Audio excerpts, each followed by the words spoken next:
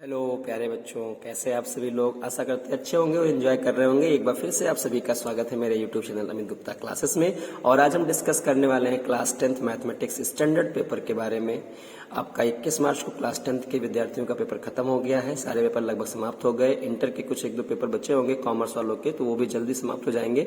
हम आज बात करने वाले स्टैंडर्ड क्लास 10th के विद्यार्थियों से, और इसमें आज हम डिस्कस करेंगे मैथमेटिक्स स्टैंडर्ड पेपर, जो कि मेरे पास सेट 2 है। देख लीजिए आप लोग, सेट 2 पेपर का सेट मिला है इसका मैथमेटिक्स स्टैंडर्ड का। जिनके पेपर का सेट 2 होगा वो अपना आंसर यहाँ से मैच कर सकते हैं। आज मैं इसको फुली डिटेल्स में आपको सारे आंसर सटीक बिल्कुल 100% सही एक्यूरेट के साथ बताऊंगा, तो आप लोग इसको अपना आंसर मैच कर लेंगे। और मैच करने के बाद मुझे बताइए कि आपका कितना आंसर इसमें सही हो रहा है, यानी आउट ऑफ 80 में से कितने मार्क्स आपको मिल रहे हैं। ठीक है, आशा करते हैं 80 आउट ऑफ 80 ही आपको मिलना चाहिए। चलिए देखते हैं। और एक सबसे इंपॉर्टेंट बात ये रही कि इस बार सीबीएसई ने, कि पिछली बार भी किया है, ठीक है, और अच्छा इनिशिएटिव आइडिया है, क्योंकि इस बार पेपर में दोनों लैंग्वेज से कुछ क्वेश्चन देखे गए थे, हिंदी और इंग्लिश दोनों में थे।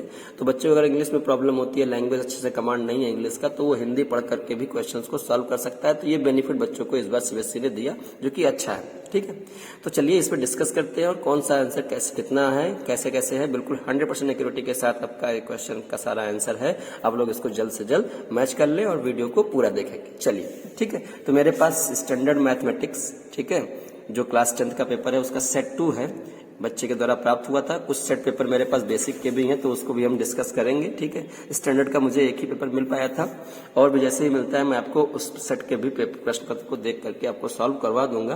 तब तक के लिए इस सेट पेपर में जिनके पास होगा सेट 2 पेपर, वो अपना आंसर मैच कर सकते हैं। तो हम पहले इसके एमसीक्यू बारे में बात करेंगे और एमसीक्यू देखेंगे। ठीक है, अगर बात करें तो इसमें कुल आप मिला करके आपके 38 प्रश्न क्वेश्चंस हैं। ठीक है, तो 38 क्वेश्चंस आए थे, इसमें से 3 क्वेश्चन जो आपके थे स्टडी केस के थे, जो कि एक अच्छा है। ये आपका फायदा है कि 38 क्वेश्चंस आपके हैं, तो उसमें 3 स्टडी केस आए थे। तो पहले क्वेश्चन अगर हम बात करें, हम इंग्लिश में ही बात करेंगे, लैंग्वेज में इंग्लिश ले रहा हूँ। आप लोग हिंदी में भी अगर टिक किए होंगे तो वहां देख लीजिएगा, आप ऑप्शन देखिएगा, ऑप्शन बिल्कुल आप मिला लीजिएगा। पहला क्वेश्चन कह रहा है बच्चों, in what ratio does x-axis divide the line segment joining the points a 3,6 and b -12,3। ठीक है, तो x एक्सिस पे कोई पॉइंट अगर बच्चों लाई करता है तो उसके जो कोऑर्डिनेट्स होते हैं x,0 होते हैं, और कोई c पॉइंट है तो इसके किस रेशियो में इसको डिवाइड करेगा a और b को। सेक्शन फार्मूला यूज करके आप y को लेकर के y is equal to m1 y2 plus m2 y1 upon m1 plus m2 पे रख देंगे, तो इसका रेशियो आपसे जो नंबर डी है 2:1, ये इसका सही उत्तर हो जाएगा। तो आप इसको चेक कर सकते हैं। ठीक है, नेक्स्ट क्वेश्चन पे बढ़े तो क्वेश्चन कह रहा है, in the given figure P Q is a tangent to the circle centred at O, if A O B is equal to 95 then the measure of A B Q will be. इसका जो सही उत्तर होगा बच्चों वो option number ए है, यानी 47.5 degree. तो अब इसका आंसर मैच कर सकते हैं। ठीक है, अगर क्वेश्चन नंबर 3 की बात करें बच्चों हम लोग, तो 3rd क्वेश्चन जो है उसमें जो क्वेश्चन है, if 2 tan a is equal to 3/3 then the value of 4 sin a plus 3 cos a upon 4 sin a minus 3 cos a। इसको आप जब सॉल्व करोगे, देखो tan a की वैल्यू जो आ जाएगी वो आ जाएगा 3/2। आप एक रफली फिगर बनाओगे राइट एंगल ट्रायंगल पे, और यहाँ पर आपका 3 दे रखा है, परपेंडिकुलर बेस दे रखा है 2। ये कितना आ जाएगा बच्चों, ये आपका आ जाएगा 4/9 और 4/13 आ जाएगा। और इसको फिर आप सॉल्व करके जो इसका सही उत्तर आएगा वो ऑप्शन नंबर सी है, यानी 3 इसका आंसर सही है। अब इसको निकाल सकते हो। ठीक है, आशा करते हैं तीनों के तीनों क्वेश्चन आपके सही गए होंगे। नेक्स्ट क्वेश्चन की अगर हम बात करें तो नेक्स्ट क्वेश्चन की देखिए, तो नेक्स्ट क्वेश्चन की बात करते हैं। तो नेक्स्ट क्वेश्चन है बच्चों, in a group 20 people 5 can't swim, if 1 person is selected at random then the probability that he or she can swim. मतलब 20 लोग हैं और 20 में से 5 बच्चे स्विम नहीं कर पाते हैं, और इन 20 लोगों में एक बच्चे को रैंडमली सेलेक्ट किया जाता है। क्या प्रोबेबिलिटी है कि वो बच्चा स्विम करता हो। ठीक है, तो 5 स्विम नहीं कर पाते हैं तो 15 स्विम कर पाते होंगे, तो 15/20 कर दीजिएगा। जो इसका सही आंसर है वो ऑप्शन नंबर ए है, यानी 3/4 इसका राइट आंसर। ठीक है, चलिए आगे बढ़ते हैं। आगे बढ़े अगर हम बात करें तो इसमें क्वेश्चन कह रहा है, the distribution below given the marks obtained by 80 student in a test. ये आपका एक ग्रुप डेटा है, और इसमें जो लेस देन 10 लेस देन 20 दिया गया, इसको जो इंटरवल आप जब बनाओगे तो देखिए सब में 10 के बाद 20 आया, तो इसका मतलब 10 का आपका क्लास साइज चल रहा है, डिफरेंस चल रहा है। तो इसका जो पहला इंटरवल बनेगा 0 से 10 बनेगा, फिर 10 से 20, 20 से 30, ऐसे करते करते लास्ट में 50 to 60 आएगा। पूछा इसमें मॉडल क्लास, तो मॉडल क्लास होता है मोड से निकलता है। तो मोड क्या होता है, highest frequency of the data in observation, ठीक है। तो कोई नंबर का हाईएस्ट जो फ्रीक्वेंसी होती है कोई वैल्यू, तो वो उसका मॉड कहलाता है। तो इसमें मॉड से मॉडल क्लास बनता है। तो इसमें हाईएस्ट फ्रीक्वेंसी कितनी बच्चों 80 है, तो इसका मॉडल क्लास क्या मॉडल क्लास हो जाएगा 50 से 60। तो ऑप्शन नंबर जो डी है इसका राइट आंसर है, बिल्कुल आप इसको टिक कर लीजिएगा, ठीक है। CSA of the cone having height 24 and radius 7 centimetre, ठीक है। अब इसका CSA ऑफ कोन निकालना है। CSA ऑफ कोन होता है बच्चों पाई आर एल, तो एल हमको निकालना पड़ेगा। एल की वैल्यू होती है L is equal to under root H square plus R square. यहाँ से एल की वैल्यू 25 आ जाएगी, वैल्यू पुट कर दोगे पाई आर एल पे, पाई की वैल्यू 2/7 रखोगे, तो यहाँ से जो आंसर आएगा आपका वो आंसर 550 सेंटीमीटर स्क्वायर इसका राइट आंसर है, ठीक। अगर बात करें क्वेश्चन नंबर 7 की, तो the end point of a diameter of circle 2,4 and -3,1 the radius of the circle is. तो इसका जो रेडियस आएगा बच्चों डिस्टेंस फार्मूला आप यूज करोगे। तो डिस्टेंस फार्मूले में आप देखा तो आपका एक सर्कल है, इसके 2 एंड पॉइंट दे रखे हैं, इसका सेंटर ये है, सेंटर होता है 0 0, ठीक है। तो इसके पहले डायमीटर का डिस्टेंस निकाल लीजिएगा। डिस्टेंस फार्मूले से जो आएगा उसको हाफ कर देंगे, तो इसका जो आंसर आएगा वो ऑप्शन नंबर सी है, इसका राइट आंसर है, ठीक है। देखिए क्वेश्चन नंबर 8 जो है, which of the following is a quadratic polynomial with zeros 5/3 and 0। देखिए इसका आंसर इस चारों ऑप्शन में से कोई नहीं होगा, इसीलिए मैंने इसको जनरल मार्क में डाल दिया गया कि ये जनरल मार्क्स देने लायक है, ठीक है। क्यों? देखिए अगर दोनों तरीके से आप इसको निकालने का प्रयास करेंगे और दोनों तरीके से इसका आंसर नहीं आएगा। कैसे? देखिए क्वाड्रेटिक फार्मूला जो होता है, पॉलिनोमियल का फार्मूला होता है, वो होता है x square minus sum of zeros into x plus alpha beta. Solve करोगे तो एक्स स्क्वायर माइनस सब अल्फा बीटा, जीरोज का जब जोड़ोगे तो ये 5/3 आ जाएगा और इंटू एक्स आ जाएगा, प्लस इसको जब मल्टीप्लाई करोगे तो ये 0 आ जाएगा। तो आंसर आपका ये आना चाहिए, ठीक है। ऑप्शन आपका ये आना चाहिए एक्स स्क्वायर माइनस 5/3x, जो कि यहाँ पर कहीं नहीं मिल रहा है, तो इसको मैं जनरल मार्क करके चल रहा हूँ। 8 का जो आंसर होगा वो जनरल मार्किंग में मिलना चाहिए, सही बच्चों को मिलना चाहिए, क्योंकि इसमें कोई भी ऑप्शन सही नहीं है, ठीक है बच्चों। चलिए आगे बढ़ते हैं।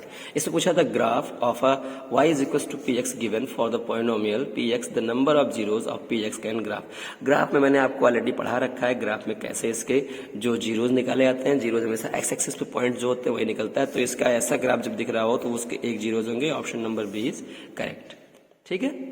नेक्स्ट क्वेश्चन नंबर 10 की बात करें। The value of k for which pair of equation kx is equals to y plus 2 and 6x is equals to 2y plus 3 has infinitely many solution। तो infinitely many solution कंडीशन क्या होती है? a1 upon a2 is equals to b1 upon b2 is equals to c1 upon c2। तो इस वाले value पे put करके आप आंसर निकाल सकते हो। k की वैल्यू जो आएगी वो 3 आंसर, इसका option number A is correct. तो आप इसको चेक कर सकते हो, ठीक है। चलिए आगे क्वेश्चन बढ़ते हैं। क्वेश्चन नंबर 11 की बात करें तो 11 में कह रहा है if A B C from an A P with common difference D then the value of A minus 2b minus C is equal to, ठीक है। तो इसकी वैल्यू क्या होगी? तो इसका option number C is correct है, ठीक है। और इसको आप टिक कर लीजिएगा। अगर बात करूं मैं क्वेश्चन नंबर 12 की, the value of each observation of a statistical data increase by 3 then the mean of data. बहुत आसान सा क्वेश्चन था, इंक्रीज बाय 3 हो जाएगा, इसका मीन भी option number B is correct. इसका बहुत सिंपल सा फॉर्मूला था, ठीक है, याद कर लीजिएगा। The probability of happening 13 question की बात करते हैं। The probability of happening of an event is denoted by P and probability of non happening of the event is denoted by R between P and Q is happening और not happening event दोनों दे रखे हैं, तो इसको जोड़ने पे 1 आता है। Option number A is correct, इसका आंसर सही हो जाएगा। अगर मैं क्वेश्चन नंबर 14 की बात करूं तो a girl calculated that the probability of winning of the first prize in a lottery is 0.08 if 600 tickets are sold how many tickets she bought. तो उसने कितने टिकट्स बॉट किए थे? तो ऑप्शन नंबर सी इसका करेक्ट ऑप्शन हो जाएगा, तो अब इसको टिक कर सकते हैं, ठीक है। 15वें क्वेश्चन की बात करूं तो इसमें दिखा गया if alpha and beta are zeros of this polynomial, तो हमें वैल्यू फाइंड करनी थी 1 upon alpha plus 1 upon beta किसके इक्वल होगा? तो option number A is correct, इसका हो जाएगा आंसर। अब इसको टिक कर सकते हैं। अगर मैं बात करूं यहीं पर the least positive value of k for which the quadratic equation has rational root, तो रेशनल रूट के लिए वैल्यू जो होती है बच्चों b square minus 4ac greater than 0 होता है। इस पर वैल्यू आप सॉल्व करोगे तो ऑप्शन प्लस माइनस 2 करके आप 2√2 करके इसका आंसर आ जाएगा, तब इसको टिक कर सकते हो, ठीक है। अगर 17 क्वेश्चन की बात करूं तो ये किसके इक्वल होगा? सॉल्व कर लीजिएगा, वैल्यूज खाली पुट करना था। Option number C is correct answer है इसका, आप इसको मैच कर सकते हो। 18 क्वेश्चंस की मैं बात करूं तो the curve surface area of cylinder of height 5 centimetre is 94.2 centimetre, the radius of the cylinder is. तो इसका जो आंसर सही होगा वो आंसर बी ऑप्शन सही है इसका मतलब 3 इसका जो है वो राइट आंसर है। ठीक है, अब इसमें 2 क्वेश्चन असर्शन रीजन में आए थे, बहुत आसान से क्वेश्चंस थे, इसको आप भी टिक कर लीजिए। कह रहा था perimeter of triangle ABC is a rational number, इसमें दिया गया है तो बिल्कुल ऑब्वियसली इसका जब करोगे स्क्वायर तो ये 5 आ जाएगा और तीनों को जोड़ोगे तो आपका 10 आ जाएगा, जो कि एक रेशनल नंबर ही होता है। सॉरी 5 नहीं आएगा, 4 9 13 आ जाएगा। तो इसको 3 का स्क्वायर 9 और 2 का स्क्वायर 4, 3 का स्क्वायर 9 और 2 का स्क्वायर 4 यानी 13, √13 आएगा। और इसको जब पैरामीटर ऐड करोगे बिल्कुल ये आपका रेशनल नंबर नहीं आएगा, ये आपका इर्रेशनल नंबर आएगा। ठीक है, तो ये इर्रेशनल नंबर आएगा यानी असर्शन आपका गलत है। और the sum of the square of 2 rational number always are rational. ठीक है, कहा गया है the sum of the square of 2 rational number always are rational. अगर किसी भी 2 रेशनल नंबर का स्क्वायर करे और उनको ऐड करे तो वो रेशनल ही देगा, बिल्कुल ऑब्वियसली रीजन सही है, असर्शन फॉल्स है। तो इसका ऑप्शन नंबर जो होगा वो ऑप्शन नंबर डी जो है वो करेक्ट ऑप्शन हो जाएगा। पहले का 19वां का डी ऑप्शन सही है। ठीक है, अगर मैं यही बात करूं क्वेश्चन नंबर 20 की, तो असर्शन ऑफ पॉइंट 0,2 पी के जो पॉइंट दिए गए हैं is the point intersection of Y axis with the line, इतना।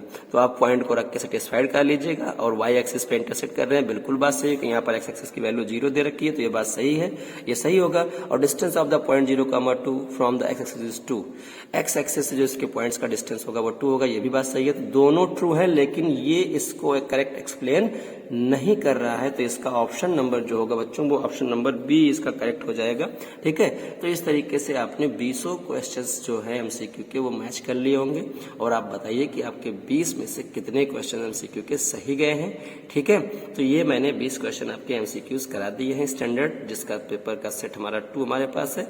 तो आप लोग मैच करके बताएं कितने आंसर आपके सही गए। ठीक है, अब जो इसका अगला पार्ट आने वाला है वीडियो का, उसमें हम डिस्कस करेंगे कुछ जो आपके रिटर्न, जो आपके शॉर्ट, वेरी शॉर्ट और लॉन्ग आंसर थे उसके बारे में। और तब तक के लिए आप इसको मजे के मुझे कमेंट के थ्रू बताएं कितना इसका आंसर आपका सही गया, 20 में से कितने मार्क्स आप पा रहे हैं। ठीक है, ऐसे मिलते हैं आपको नेक्स्ट वीडियोज में और उसमें हम लोग डिस्कस उसमें करेंगे सेक्शन बी, सेक्शन सी और section D standard set paper. तो तब तक के लिए आप लोग रेस्ट करें और इस आंसर को बताएं कितना आंसर आपका सही गया। ओके, तो मिलते हैं नेक्स्ट वीडियो पार्ट में, तब तक के लिए टेक केयर, थैंक यू।